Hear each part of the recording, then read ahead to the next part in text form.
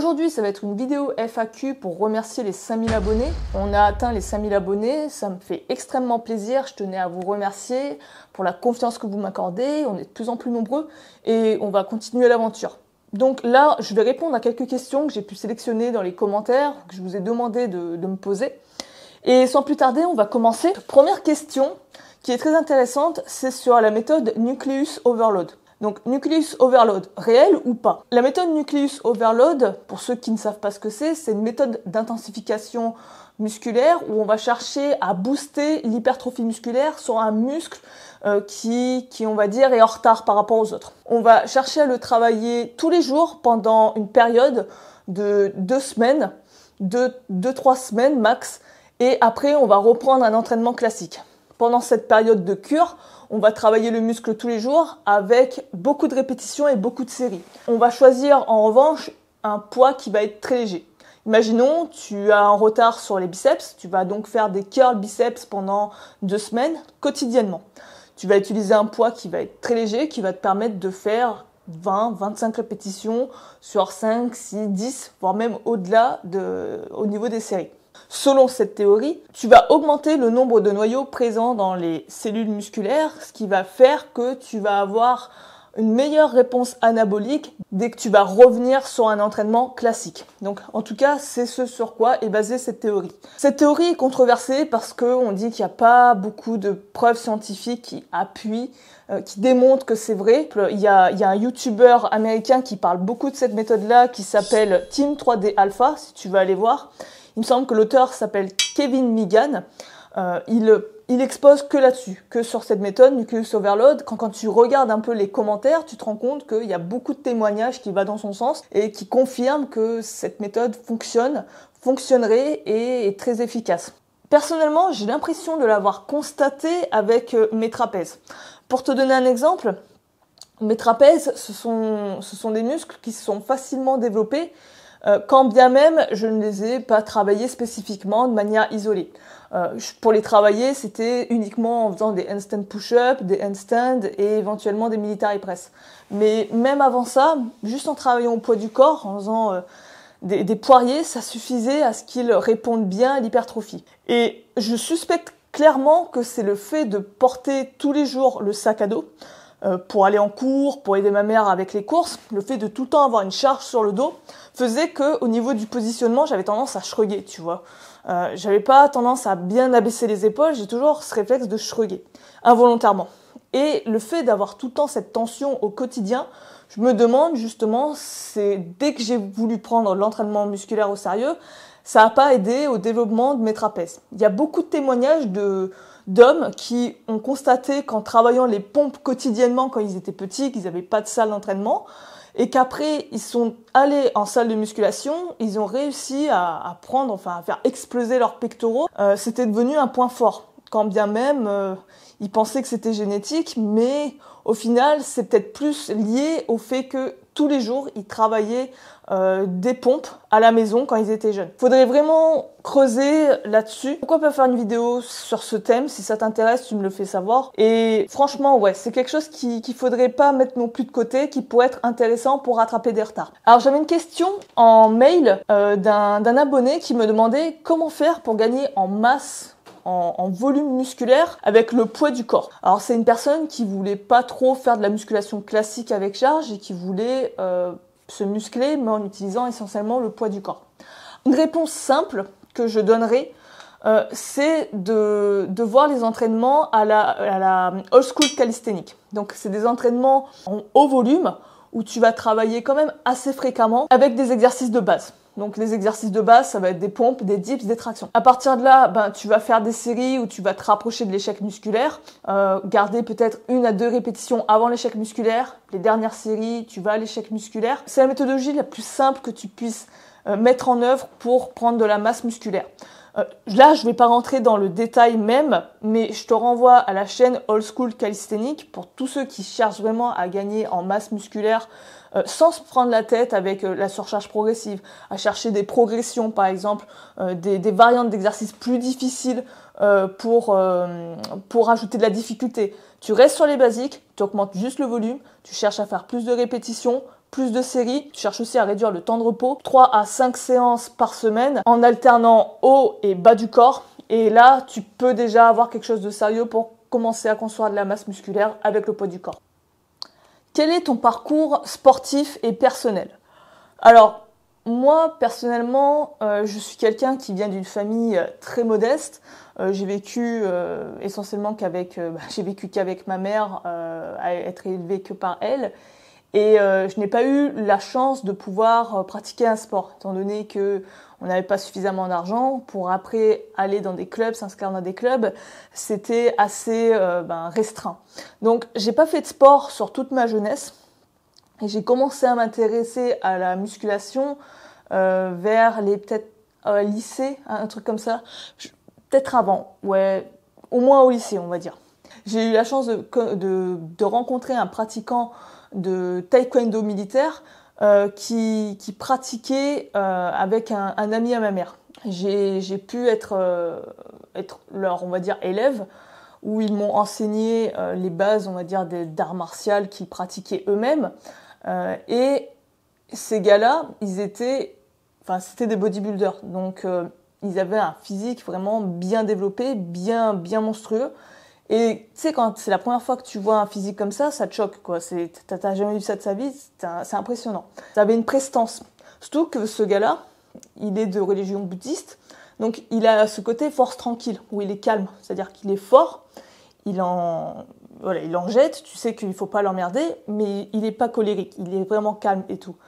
Et ça, c'était une qualité que je voulais incarner, la force tranquille. C'est-à-dire que on voit que tu es confiant, que tu as confiance en toi, que tu peux te défendre à tout moment, que tu peux faire face à des situations dures, mais que tu uses de cette arme qu'à de rares occasions, voire jamais dans ta vie. Et c'était quelque chose que je voulais incarner. Donc, j'ai commencé à m'intéresser à la musculation, mais comme je te l'ai dit, étant donné que j'avais pas les moyens, eh bien, j'ai dû faire avec ce que j'avais avec moi, le poids du corps. Ce que je faisais, c'est gratter un peu dans les livres que je trouvais dans les rayons, voir quelle méthode de musculation je pouvais utiliser. À cette époque, il y avait la méthode Lafay qui était très populaire. La méthode Lafay, ouais, il y a quelques exercices que j'ai pu piquer par-ci par-là. Je regardais aussi vite fait sur internet, mais tu sais, à l'époque, il n'y avait pas beaucoup d'informations comme maintenant. Maintenant, c'est une mine d'or gratuite, où tu peux vraiment te créer une bibliothèque de connaissances. Avant, c'était vraiment pas le cas. Tu pouvais tirer comme ça quelques programmes. C'était vraiment la misère. Et j'ai aussi croisé le livre L'entraînement d'un détenu. Donc là, ça a été vraiment le coup de foudre. Ça a été une méthode qui m'a tapé dans l'œil, aussi bien dans la philosophie du livre que dans la progression et les exercices. Il y a un terme que j'aimais bien, que disait Paul Wade, c'est arriver à devenir une bête en extinction, en voie d'extinction. Donc une bête rare, quelqu'un qui a des compétences que très peu de personnes possèdent. Dans l'entraînement d'un détenu, on cherchait plus la performance que le travail bodybuilding, construction musculaire. Ça, c'était secondaire. Ça venait après, en cadeau, une fois que tu avais acquis les compétences. Et j'adorais beaucoup cette philosophie, j'adorais la progression. Même si tu étais un gros débutant, tu n'étais pas mis de côté, tu avais forcément une routine, une progression pour t'aider à progresser, à évoluer. C'est grâce à ce livre que j'ai réussi à tirer mes premières tractions, c'est grâce à ce livre que j'ai travaillé le pont, que j'ai travaillé le handstand push-up. Enfin, c'est basique. C'est simple, mais c'est difficile. Et c'est excellent comme routine. Ça a été vraiment un coup de foudre. C'est là où j'ai découvert le mot calisthénique. Et à partir de là, je me suis plus arrêtée. J'ai continué à perfectionner, à ajouter d'autres connaissances, d'autres livres, la méthode de Pavel, m'intéresser à ça. J'étais quand même centrée essentiellement sur le poids du corps, tout simplement parce que au final, j'avais pas les ressources financières pour me permettre d'aller avec de la charge, avec du poids. C'est ce qui me freinait. Mais je voulais pas utiliser cette excuse financière pour pas réaliser mes rêves. Comme on dit, quand on n'a pas de pétrole, on a des idées. D'aspect un peu débrouillardise, ou peu importe dans quelle situation que je suis, j'arrive quand même à obtenir des résultats avec très peu de moyens. Ça a été une bonne chose en fait d'être dans une famille qui a été très pauvre. Parce que d'un côté, ça m'a appris à me débrouiller et à pas subir les choses. Quand t'as ras le sol, tu peux aller que dans une direction, c'est vers le haut. Tu peux que t'améliorer au final. Quels sont tes futurs objectifs? Alors, mes futurs objectifs, pour l'instant, j'aimerais bien...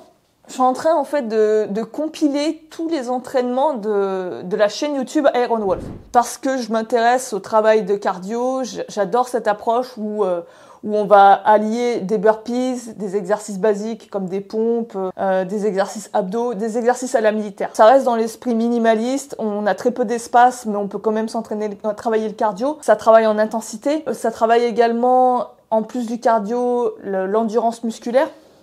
Donc en ce moment, je m'intéresse beaucoup à ça et j'essaie d'intégrer des routines cardio un peu plus dans ce style-là dans ma semaine d'entraînement. Après, au niveau objectif, ce que j'ai, c'est développer la chaîne. Ça, j'aimerais bien qu'elle soit un peu plus boostée, travailler de manière à ce elle s'expanse et qu'elle gagne en abonnés, qu'elle gagne un peu plus en prestance. C'est un objectif sur lequel je travaille. Être moins sédentaire, être moins sur les écrans. Beaucoup de personnes diront que je suis pas déjà beaucoup sur les écrans, mais moi, je trouve que c'est déjà trop. Passer 2-3 heures sur les écrans, je trouve ça beaucoup trop. C'est 2-3 heures de perdu. C'est quelque chose que j'essaie de travailler, de comprendre, ne pas me frustrer non plus avec les écrans. Donc j'essaie de trouver un équilibre avec ça, augmenter mon activité physique avec plus de cardio, plus d'entraînement dans la semaine, bushcraft. Le bushcraft aussi, ça va faire que ça va apporter un aspect travail manuel. Tu sais, je t'en avais parlé avec le BTP. D'avoir un travail manuel au quotidien te permet aussi de rester actif sans forcément devoir faire du sport spécifiquement. Tout essaie de s'embriquer, mais il faut que je trouve la bonne combinaison. C'est comme un Rubik's Cube, quoi. Qu'est-ce que je dirais à mon moi du passé quand j'ai commencé le sport? Alors, ce que je dirais à mon moi du passé, c'est que il faut rien lâcher, que les résultats vont mettre du temps à venir, que ça va pas venir du jour au lendemain, clairement pas. Ça va mettre du temps, ça va mettre plusieurs années, et qu'il faut surtout pas lâcher parce que à un moment donné le travail paie et qu'il faut accepter le fait que vu que je n'ai pas les conditions idéales, ça ralentit forcément les progrès. Vu que je n'ai pas forcément un coach, que je manque de connaissances, accepter ça, mais surtout ne rien lâcher. Faut être un bulldog accroché à la corde. Prochaine question, c'est sur les muscle-up. Combien de temps as-tu mis pour réussir à faire le muscle-up et combien de fois par semaine tu t'entraînais dessus? Alors moi, pour les muscle-up, je les ai d'abord travaillés aux anneaux. Donc j'ai commencé à l'avoir aux anneaux, avec les élastiques et tout. Et bien plus tard, je les ai travaillés sur barre. Surtout que pour moi, le muscle-up aux anneaux est différent dans la technique que le muscle-up sur barre, puisque le muscle-up sur barre, tu vas beaucoup utiliser l'explosivité. Là où avec un muscle-up sur anneau, tu vas être essentiellement sur de la force pure. Donc, je trouve que le muscle-up sur anneau était plus facile. Alors je pense qu'il y a beaucoup de gens, ça va être le contraire. Mais moi, je trouve que ça a été plus facile. Et du coup, j'ai dû le travailler, je sais pas, peut-être deux fois par semaine max. Je n'ai pas travaillé non plus intensément. Et alors, du moment où j'ai commencé à le travailler et jusqu'à que j'ai réussi à faire ma première muscle-up, mon premier muscle-up, je sais pas, je dirais quelques mois, peut-être 3-4 mois à peu près. Donc après, ça dépendra de chacun, ça dépendra de la fréquence d'entraînement, de ta progressivité, de ta force initiale aussi. Donc ouais, ça dépend vraiment de chacun. Il y en a, ils l'ont en très peu de mois, il y en a d'autres, ils l'ont enfin, il faut beaucoup plus de temps parce qu'ils sont pas assez réguliers, ils manquent de base. Donc ouais, mise quand même sur quelques mois, 3 mois, 4 mois, essaie d'avoir quand même quelque chose de large, mais tu peux l'avoir aussi très rapidement. Donc te fais pas de bile là-dessus. Alors j'ai eu beaucoup de questions sur le rice bucket, où beaucoup de gens m'ont fait la remarque que non, il fallait pas le faire avec du riz parce que c'était du gaspillage alimentaire, que pourquoi je le faisais pas avec autre chose que du riz. Enfin, il y en a beaucoup, ça les avait touchés que j'utilise un aliment pour m'entraîner. Alors déjà, plusieurs choses. Le riz en lui-même, si vraiment t'as pas envie de le gaspiller, que ça te fait chier, tu le manges, c'est-à-dire que tu vas le nettoyer. Déjà, quand tu t'entraînes, tu nettoies bien tes mains et après tu le prépares. Tu peux toujours le manger. Moi, je sacrifie spécifiquement de la nourriture que je vais pas à chaque fois renouveler. Tu vois, c'est un sac de riz sacrifié et je le réutilise encore et encore. Ensuite, pourquoi ne pas utiliser d'autres matières? C'est vrai que tu pourrais. Quand tu vois par exemple en Chine, dans les arts martiaux chinois traditionnels, le kung-fu, tu les vois travailler comme ça, renforcer la poigne de fer. Et souvent ils utilisent du sable. Moi j'avais testé avec du sable, le problème c'est que quand tu le fais à main nue, j'ai eu des micro-coupures sur la main. Donc ça dépend je pense de la finesse de ton sable, mais tu peux totalement jouer avec du sable. Tu pourrais peut-être même utiliser d'autres matières comme des mini-gravillons. Pourquoi pas, mais là encore, faut voir à pas t'abîmer la peau. Mais ouais, jouer avec différentes matières va faire que ça va générer une résistance différente. C'est vrai que ça peut être quelque chose à creuser, à voir, mais attention à pas non plus se blesser, à se faire mal, à sous-estimer l'exercice. N'oublie pas que c'est un exercice où tu vas travailler sur beaucoup de répétitions.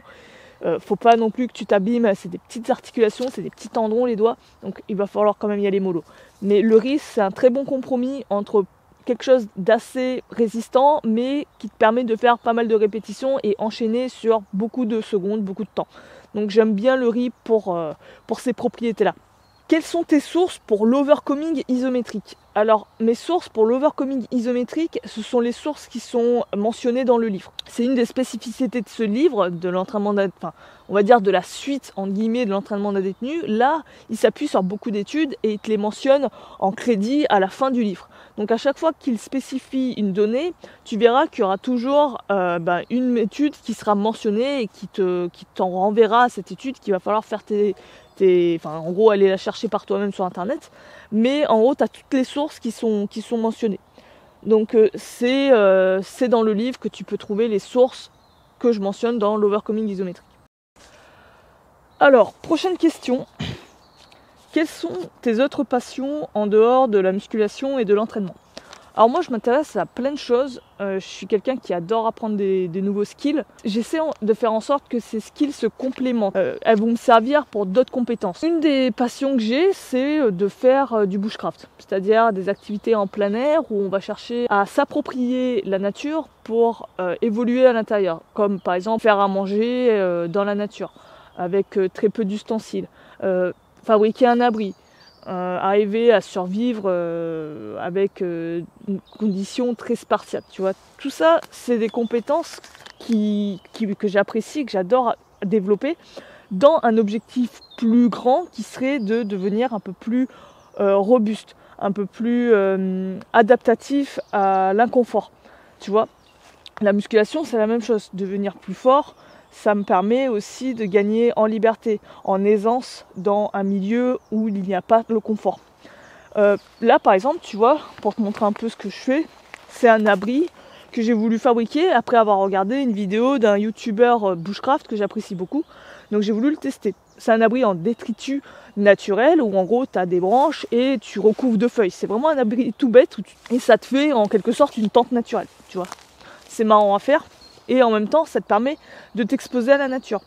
Étant donné que moi, j'habite en ville et que j'ai pas forcément la chance d'avoir un terrain, de pouvoir planter, d'être en contact avec la nature, le fait de faire du bushcraft me permet d'avoir cette connexion un peu plus forte à la nature, entre guillemets. C'est artificiel, mais ça me fait du bien et ça m'apaise. J'aime bien aussi les jeux vidéo, j'apprécie beaucoup de jouer à des jeux. Comme des jeux du style les Souls-like, j'ai appris à les apprécier. Au début, je galérais avec ce mode de jeu et pour ceux qui connaissent, c'est un type de jeu qui est assez challengeant. Et j'aime bien ce type de jeu. Je joue aussi à des jeux comme les GTA, les Red Dead, il y a quoi d'autre? The Last of Us, bien sûr. Après, au niveau d'autres passions, j'ai aussi découvert une passion que j'aime bien là. Travailler, c'est le dessin. Et le dessin, pourquoi je veux le développer? Déjà parce que c'est une activité qui me permet de me distraire sans écran. Je recherche ça aussi, m'éloigner de plus en plus des écrans, de ne pas être tout le temps sur YouTube. Je consomme beaucoup YouTube et je le regrette parce que pour moi, ça remplace la télé. Si tu veux, je consomme pas du tout de télé. Mais notre génération, elle a remplacé ça par un nouvel écran qui est soit le portable avec Instagram ou TikTok, soit le YouTube. Donc ça, j'aimerais aussi l'éliminer. Prendre de YouTube que ce qui peut m'enrichir intellectuellement et développer mes compétences. Après, prendre 2-3 chaînes où tu te distrais, ok, mais pas être là, passive, à consommer du contenu que te propose l'algorithme. Ça, je veux pas. Et je me suis retrouvée à tomber un peu là-dedans. Donc, je veux éviter ça. J'ai eu le problème aussi avec Instagram. J'ai aussi mis le doigt dans l'engrenage et j'ai commencé à un peu regarder ça en tout temps et ça m'a saoulée. Là, j'ai réussi à me décrocher. J'ai fait comment? En développant une passion comme le dessin. Bon, alors, je commence tout juste, le dessin, c'est juste comme ça, j'écribouille et tout. Mais cette compétence, en fait, elle va m'aider pour une autre compétence que je cherche aussi à développer qui s'appelle le sketchnoting. Le sketchnoting, c'est une méthodologie qui te permet de prendre des notes en alliant le côté droit et le côté gauche du cerveau, c'est-à-dire le côté analytique et créatif. en permettant ainsi de mieux retenir les informations. Et ça aussi, c'est une de mes passions, apprendre à apprendre. Et le sketchnoting, ça te permet de justement prendre des notes qui sont très courtes, très concises, mais allier ça avec quelque chose de visuel, comme un dessin, comme un organigramme, peu importe, qui te permet en fait que l'information est plus facilement retenable dans le long terme. Donc, tu vois, toujours cette lubie de il faut que les compétences, elles s'accordent et elles remplissent, on va dire, un objectif plus gros qui serait développer mes skills, être quelqu'un de beaucoup plus enrichi intellectuellement. En gros, ça serait l'idée. J'aime bien après tout ce qui est en rapport avec la nature, donc tout ce qui va être voyage, randonnée. Il y a aussi des domaines que j'aimerais plus développer, comme aller chasser, aller pêcher, voilà. Tout ça, essentiellement, c'est voilà, comme je t'ai dit, je m'intéresse à énormément de sujets. Il y a des choses que je travaille pas encore, mais que j'aimerais le travailler ultérieurement. Mais je suis quelqu'un de très curieuse et qui cherche toujours à apprendre. Alors une personne m'avait fait cette remarque. Je suis d'accord avec toi, faut pas être dogmatique et être borné sur une méthode, mais si la méthode en question apporte des résultats, pourquoi changer? Alors oui, clairement, si ta méthode fonctionne et que tu vois pas de stagnation ou de régression, peu importe, à ce moment-là, tu la maintiens dans le temps. Si par exemple on te dit oui, toutes les 6 semaines il faut que tu changes de programme et que tu vois que tu continues de progresser sur une méthodologie, bah, tu continues de la faire, tu vois. Par exemple, moi j'utilise une méthode qui s'appelle, je l'ai appelée méthode russe, ça s'appelle pas vraiment comme ça. C'est une méthode de travail en force où tu vas te concentrer à augmenter le volume d'entraînement au fur et à mesure des semaines. Tu vas chercher à augmenter la charge en tout dernier. Cette méthode-là, je pense que je te ferai une vidéo pour t'expliquer. Cette méthode-là, je l'utilise sur les squats. Et je vois que je continue de progresser au bout de toujours 2-3 mois. Donc je vais pas arrêter de la faire, je vais continuer de la faire. À l'inverse, cette même méthode-là, j'ai vu que je stagnais avec les tractions. À ce moment-là, je vais changer. Donc oui, changer de méthode, c'est important parce qu'il va falloir aussi que tu apportes une nouvelle sollicitation musculaire. Tes muscles, ils s'accoutument à une méthode d'entraînement à un moment donné. Mais si pendant un laps de temps, tu vois que tu continues de progresser avec cette méthode, bah continue, persévère. Ça serait dommage de ne pas en tirer des bénéfices alors qu'elle fonctionne toujours sur toi. Pour finir, j'aimerais réagir à un commentaire que j'avais reçu sous la vidéo dormir au sol. Comme tu le sais, je dors au sol, je dors sur un matelas de camping. Je te renvoie cette vidéo si tu l'as pas déjà vue, elle est très intéressante. Et sous cette vidéo, j'ai reçu ce commentaire. Je te le lis. Le principe de l'inconfort est déjà présent en permanence dans cette société. Les contraintes horaires, la retraite à 64 ans, la dureté de certains emplois. Bref, on a de moins en moins de plaisir sur cette planète Terre et de plus en plus de contraintes. Se priver d'un des rares bonheurs d'avoir une superbe literie, bof bof. Déjà, cette personne, elle parle pour elle. Là où elle voit que c'est une contrainte de dormir au sol, moi je le vois clairement pas comme ça. Quand les choses sont subies, elles sont vues comme des contraintes. Quand les choses sont choisies, là par contre, tu les apprécies. Et là, le fait de dormir au sol, je le subis pas. C'est moi qui ai décidé à un moment donné de tester, d'expérimenter de dormir au sol pour en tirer des bénéfices. Et ça, la personne ne comprend pas, parce que dans sa conception, dormir par terre, c'est inconcevable. C'est exactement le même principe de faire de la musculation. Tu sais, j'avais fait une vidéo là-dessus. Pourquoi les gens qui font de la musculation s'infligent ça? C'est littéralement comme s'ils se faisaient souffrir eux-mêmes. Alors que non. Au final, nous qui faisions de la musculation, on le fait parce qu'on sait qu'on en tire des bénéfices. On a un plaisir qui va arriver plus tard. Ensuite, il te disait, on a de moins en moins de plaisir. Là encore, il parle de son expérience. Lui a de moins en moins de plaisir dans sa vie. Moi, de mon expérience de vie, c'est pas ce que je vis, c'est pas ce que je remarque. Pourquoi? J'essaie d'apprendre à apprécier les petits plaisirs, en ayant un peu une approche, on va dire, épicuriste, où on va chercher à avoir des plaisirs faciles à combler. Tu te rends compte qu'il y a des petits plaisirs partout autour de toi et que tu as des bonheurs en permanence. Il faut juste apprendre à les regarder et à avoir de la gratitude pour toutes les petites choses que tu as dans la vie. Tu as peut-être un proche à côté de toi qui est encore en vie. Tu as peut-être un animal de compagnie qui t'accueille chaque jour en te faisant la fête. Tu as peut-être des enfants qui sont autour de toi et ils sont en bonne santé. Tu as encore ta vue, tu peux encore voir alors qu'il y a plein de gens qui sont aveugles, qui ne peuvent plus faire ça. Tu peux marcher, tu peux profiter de marcher, de courir, d'aller t'entraîner. D'autres personnes sont en fauteuil roulant. Tu vois, il y a plein de petites choses comme ça, on s'en rend pas compte parce que pour nous c'est des allants de soi. Alors que pour beaucoup de gens, ce n'est pas le cas. Et se rendre compte, essayer de prendre conscience de ça, fait que tu commences à apprécier la moindre petite chose peut devenir un cadeau pour toi. Et c'est une philosophie que j'essaie d'intégrer dans ma vie quotidienne et d'appliquer le plus possible. Et en faisant comme ça, tu te rends compte que tu vas être beaucoup plus joyeux, beaucoup plus optimiste que la plupart des gens. Et c'est un cadeau que tu fais à ces gens-là parce que toi, tu as la banane, tu vois, tu as la pêche et tout, et quand ils te voient, tu leur redonnes un peu d'énergie, tu leur redonnes du sourire. Mais ça se cultive en fait, le bonheur. C'est pas quelque chose qui vient tout seul. C'est comme de la musculation. Faut le pratiquer et apprendre à voir les choses, les belles choses de la vie. Donc non, de mon expérience personnelle, il n'y a pas de moins en moins de plaisir. Moi, au contraire, j'en ai de plus en plus des plaisirs. Chaque jour, j'en découvre de nouveaux. Et là encore, il appuie sur le fait que les rares bonheurs de la vie, c'est une bonne literie. Une bonne literie, c'est pas un bonheur dans la vie. Alors oui, il veut dire bien dormir est un bonheur dans la vie. Là, je suis d'accord avec toi. Mais bien dormir n'est pas corrélé forcément à une bonne literie. Là, je dors super bien au sol parce que je m'y suis accoutumée à dormir bien au sol. Et pour rien au monde, je me dis, ah bah forcément, il faut que j'ai une bonne literie pour bien dormir. Là, j'ai pu l'expérimenter, le constater. Bah mon bonheur, il tient pas d'une bonne literie à plus de 1000 €, il tient d'un matelas de camping de chez Decat à 20 balles. Tu vois. J'espère que cette vidéo t'aura plu. N'hésite pas à me dire en commentaire si tu as d'autres questions que j'ai pas répondu dans cette vidéo, que je répondrai éventuellement en com. Sur ce, moi je te dis à la prochaine. N'hésite pas à t'abonner si tu es nouveau sur la chaîne. Bienvenue et encore merci à vous tous. Et sur ce, moi je vais vous laisser là-dessus et je vous dis à la prochaine. Salut!